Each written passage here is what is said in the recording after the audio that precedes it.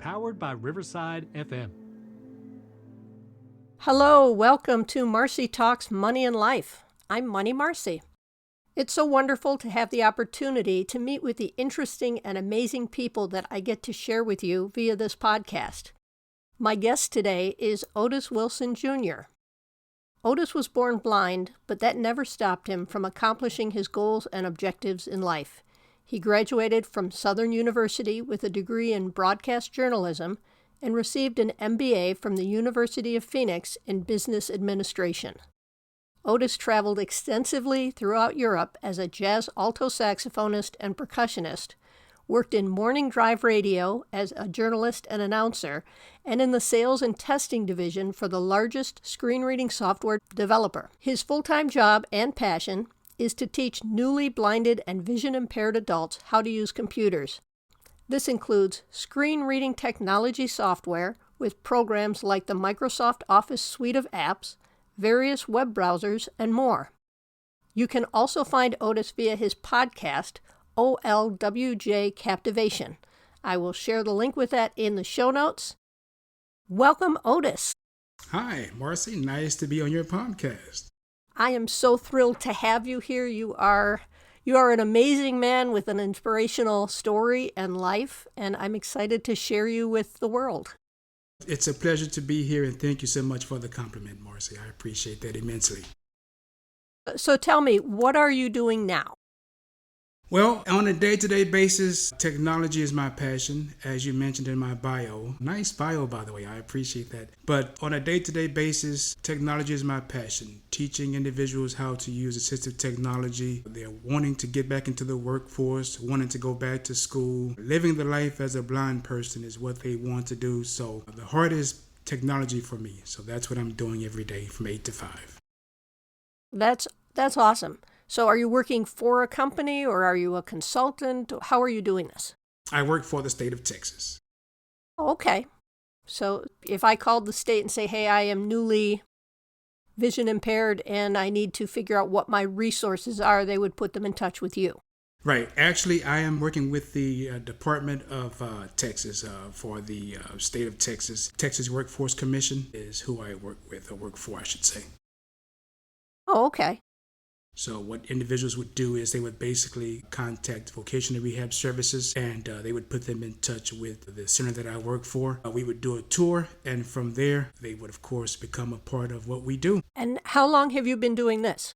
I've been doing this for 11 years now. Actually, I just made 11 years back in February. Congratulations. 11 years is a good anniversary at any job. Yeah, yes, it is. Yes, it is. But you've done a lot of things in your career, amazing things for someone who can see. So doing them with vision impairments is even more incredible. How did you end up getting to do all these fabulous things, and how did you end up where you are now?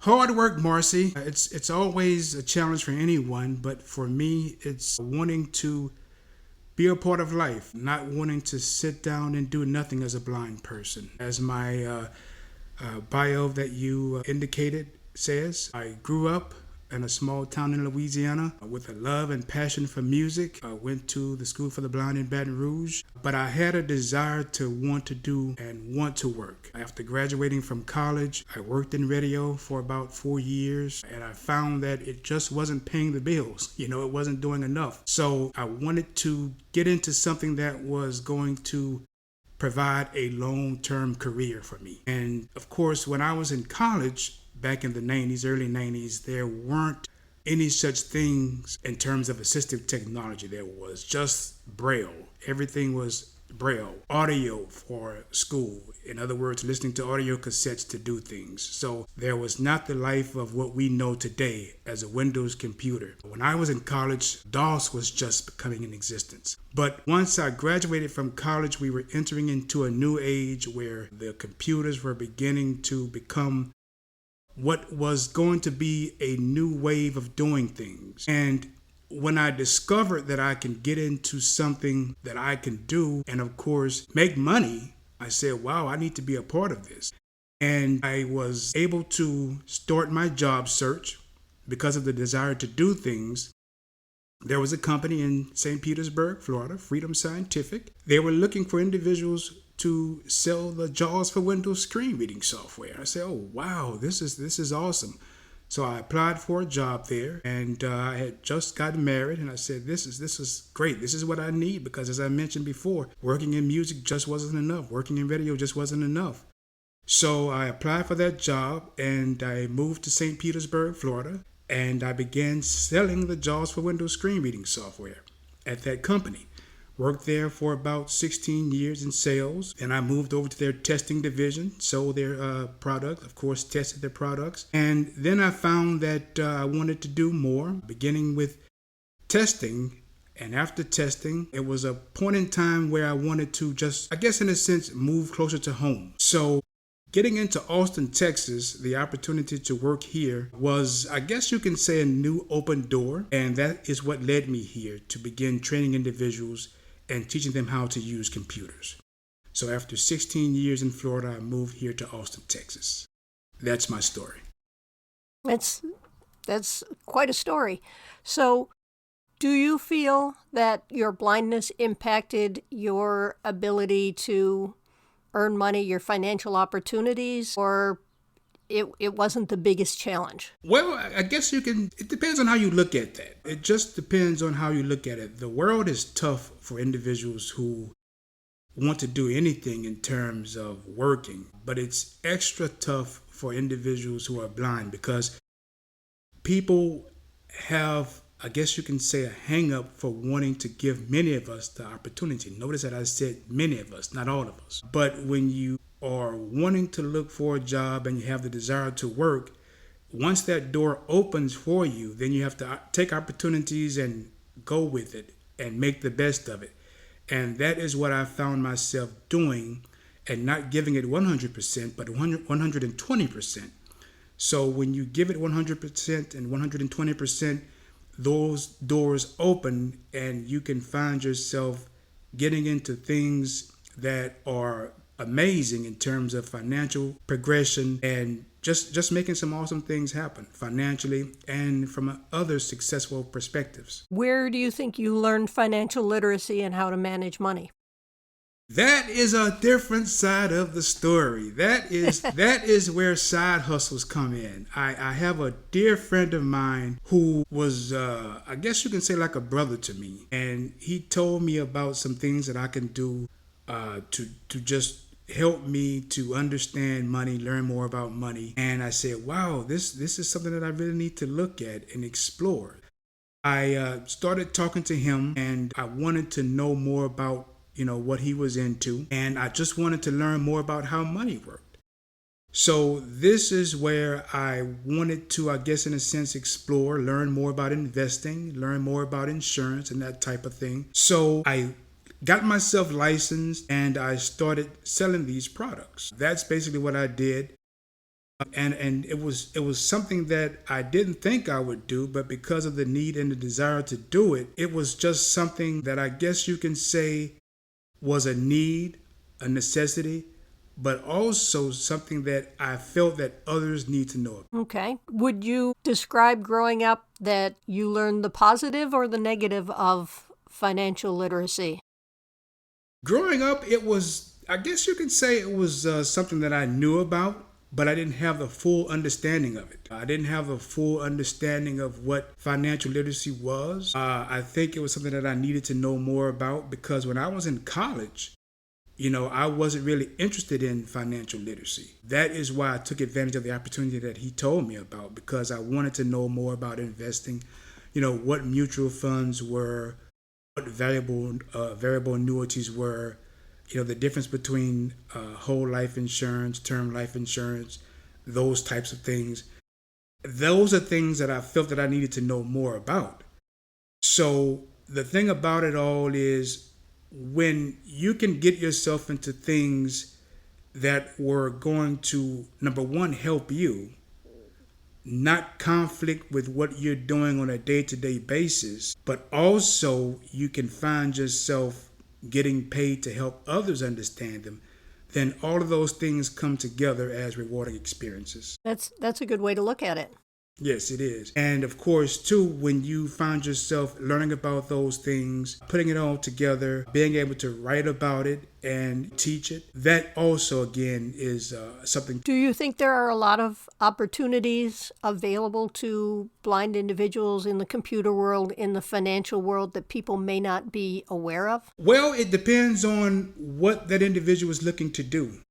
I think that in many cases, people are afraid to take chances. Many people have doubt and reservations about the kind of things that they want to do.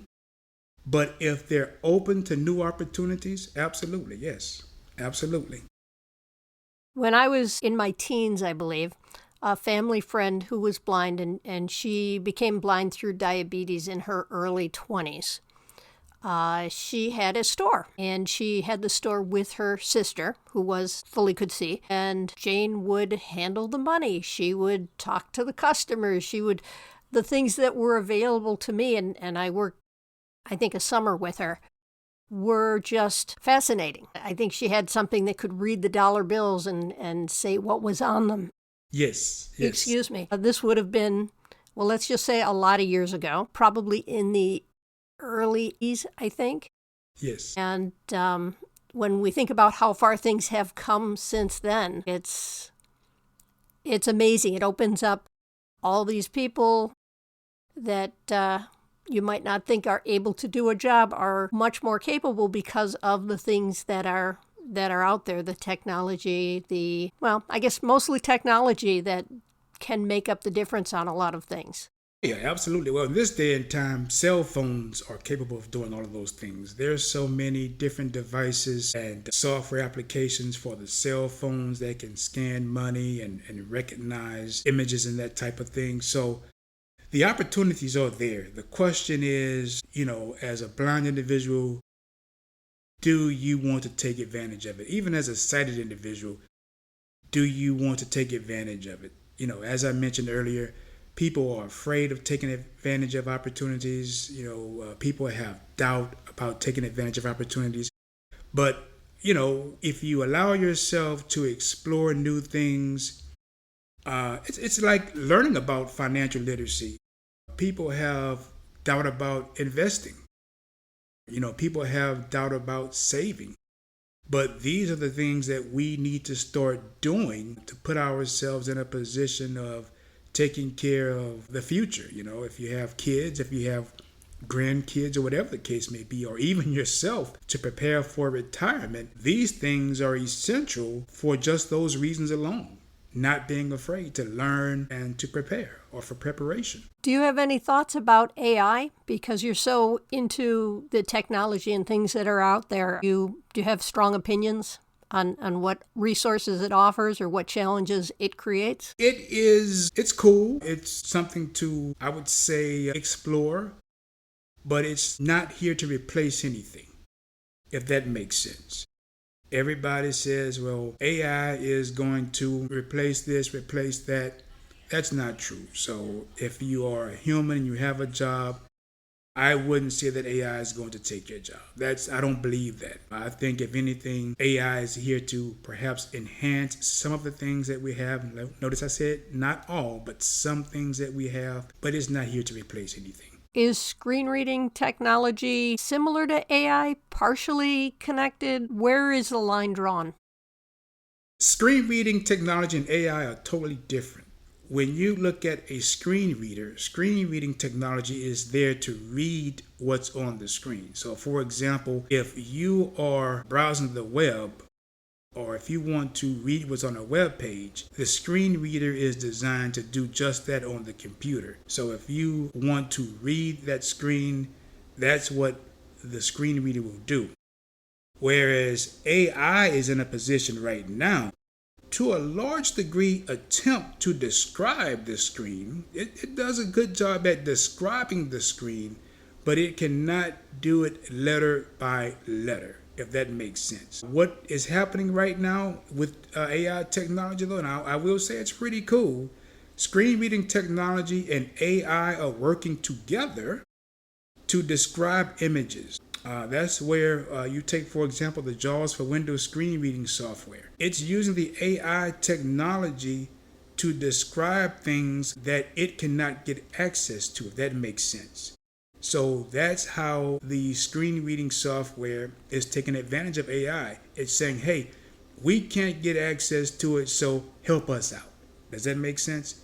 Help us get access to things that we're not able to get access to. Okay. I don't know a lot about screen reading technology. I've written a book, and it's available through libraries, but I have not done an audio book on it. Would you be able to download the book from the library and your screen reader would just read you the book and that would... Yes, that's correct, yes. So I don't need an audio book if I want it to be accessible to someone who's vision impaired because their screen reading technology would take care of it.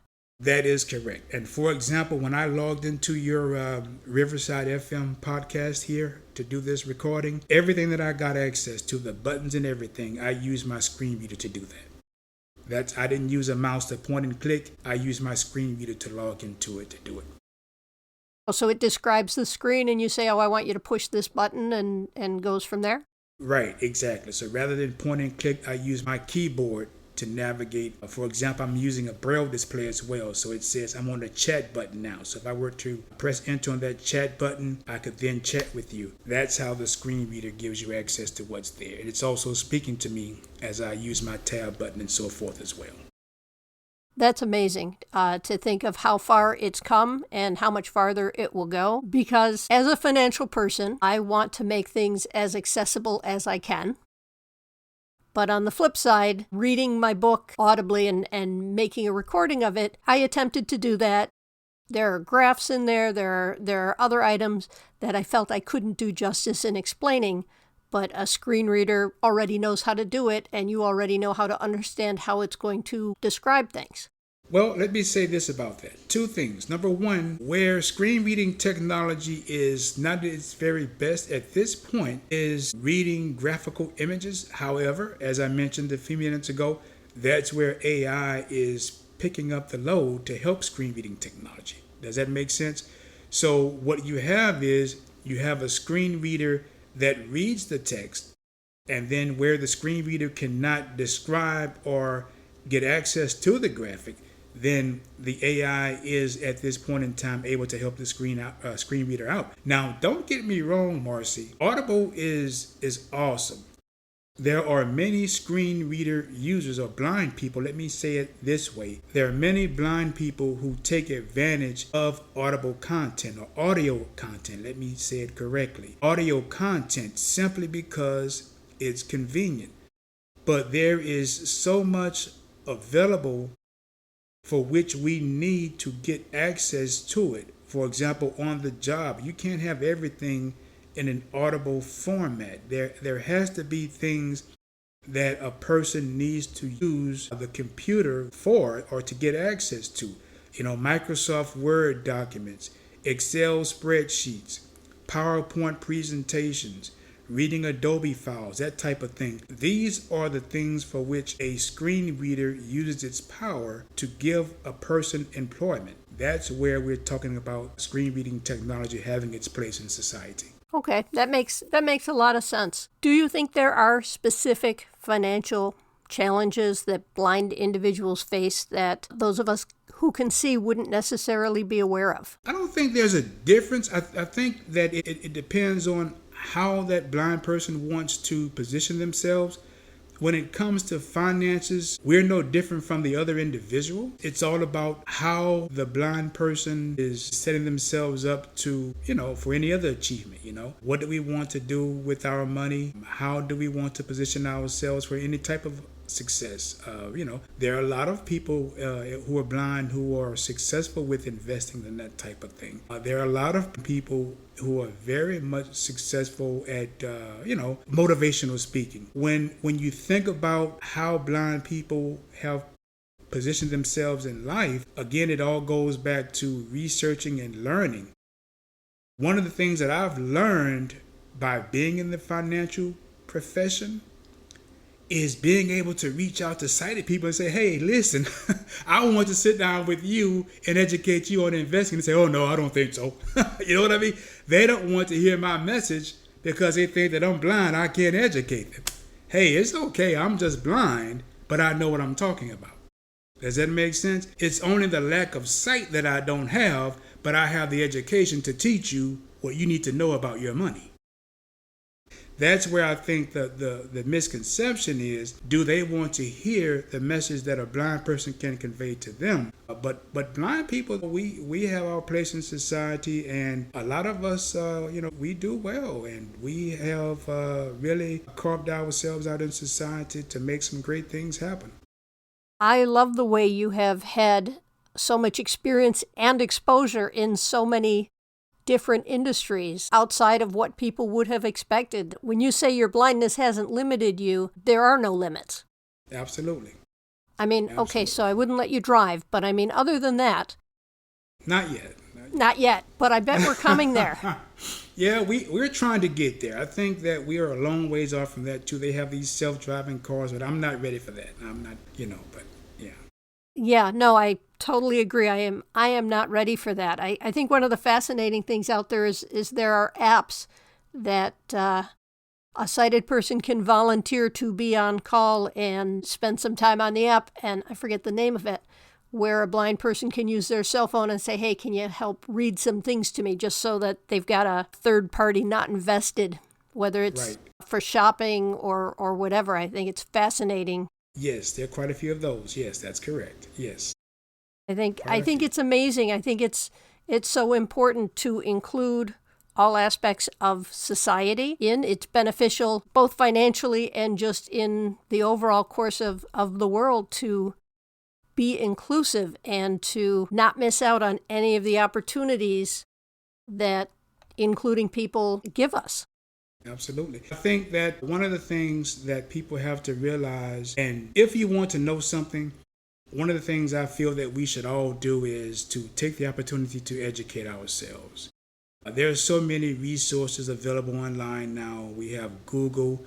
Now we have AI. So there's no excuse as to why we can't educate ourselves on how this works, how that works. But the main thing is, of course, to check your resource, to know and to validate where you're getting your information from. But once you do that, it's possible to learn and, of course, ask questions from credible sources, and you'll be amazed at what you can learn. I absolutely agree. Before we wrap up, do you have anything you would like to share? Well, I definitely appreciate the opportunity to be on the podcast, and you can always reach out, check out my podcast. Beginning next week, I'll be launching my first, episode with Marci being my first guest at www.olwjcaptivation.com. And if you want to learn more about blindness, there's several organizations that you can check out as well. Go to www.acb.org. That's www.acb.org. That's an organization for which you can learn about blindness. And visit www.freedomscientific.com. That is the maker of the JAWS for Windows screen reading software. And the JAWS stands for Job Access with Speech. Again, that's Job Access with Speech. By the way, this is the 30th anniversary of the JAWS for Windows screen reading software. I wanted to make sure I put that out there. That's awesome. So it's been out there for a while, and don't let anything get in your way. Thank you very much, Marci. Everybody, thank you for joining me and my special guest, Otis Wilson Jr. This is Money Marci, and thank you for listening to Marci Talks Money and Life. You got this. See ya.